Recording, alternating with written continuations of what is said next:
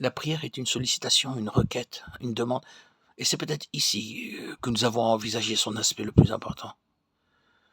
Il ne fait pas de doute que dans la parole de Dieu, c'est sous ce jour-là que la prière nous est le plus souvent présentée. En fait, si nous nous en tenons au dictionnaire, prier, c'est demander.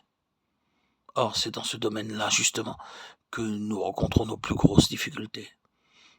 Il n'est donc pas superflu d'aller un peu au fond des choses et de bien nous assurer que la prière a une efficacité objective. Je suis bien sûr qu'il nous est arrivé à tous, en présentant nos requêtes à Dieu, de nous heurter à un je ne sais quoi d'ordre mental dont l'intrusion soudaine paralyse notre élan et mine la certitude. Voici ce que j'entends. L'efficacité objective de la prière, c'est-à-dire sa capacité de changer les choses en dehors de nous, se trouve parfois mise en échec au moment même où nous cherchons à articuler nos désirs par des obstacles venant de nous-mêmes. Nos requêtes, nos sollicitations, nos demandes butent en chemin contre toutes sortes d'arguments fallacieux qui restent le plus souvent vagues et informulés. Dieu sait tout, il connaît la fin depuis le commencement, il sait ce qu'il a en vue. La prière n'est donc pas nécessaire. En voilà un des premiers arguments formulés par le priant. Ou bien Dieu est bon, patient, miséricordieux, il agira certainement au mieux de nos intérêts. La prière n'est donc pas nécessaire, elle est superflue. Troisième argument, la préscience de Dieu, la prédestination de tout et de tous rend la prière inutile. Ou encore, Dieu est souverain. Il tient tout entre ses mains et fait en sa toute-puissance tout concourir à notre bien. Prier dans ces conditions, n'est-ce pas manquer de foi? Encore un autre argument, la divine ampleur du dessein éternel de Dieu avec les lois qui le gouvernent. Et la progression de toute chose suivant un ordre fixé par Dieu est quelque chose qui nous dépasse infiniment. Qui sommes-nous pour prétendre en troubler le cours? N'est-ce pas de la présomption? Peut-être n'avez-vous jamais exprimé les choses de cette façon, peut-être ces questions ne sont-elles jamais présentées à votre esprit avec un contour aussi net, mais quels que soient les termes qui aient servi à formuler vos pensées, n'est-il pas exact de temps à autre l'essentiel de ces arguments se fraye malgré nous un passage subrepticement jusque dans notre vie de prière, en éteint la ferveur et lui fait perdre son mordant? C'est indéfinissable je ne sais quoi qui vient s'insinuer jusque dans le sanctuaire et nous faire dire à un moment donné, après tout, à quoi bon?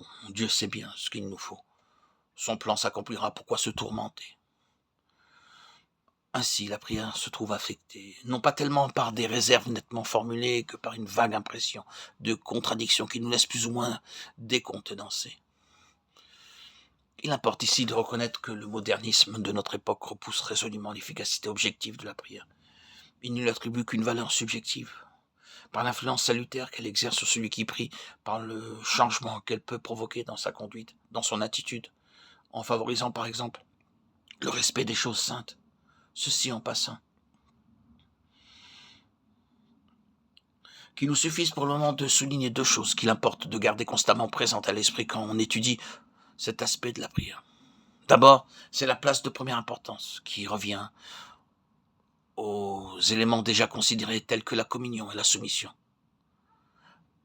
Quant à la prière, sollicitation à laquelle, Dieu merci, nous continuons à croire et que nous continuons à pratiquer, et peu de choses en dehors de la communion avec le Seigneur.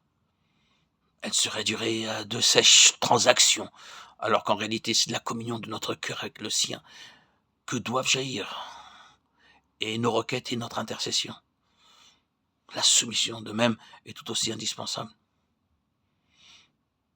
Il serait facile de faire servir la prière à des fins personnelles, à la réalisation de nos propres objectifs. Notre soumission de principe à la volonté divine crée une atmosphère d'entente et nos requêtes peuvent se fonder sur une volonté commune entre lui et nous et sur une parfaite unité de vue. Quant à la seconde chose qu'il ne faut pas oublier, c'est qu'en raison même de toutes les difficultés mentales auxquelles nous avons fait allusion, la prière est essentiellement un acte de foi.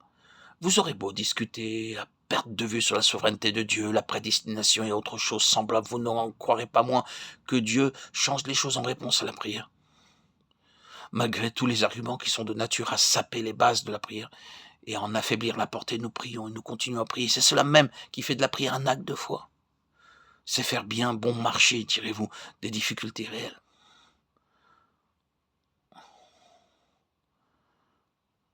C'est à cette conclusion que nous nous arrêtons.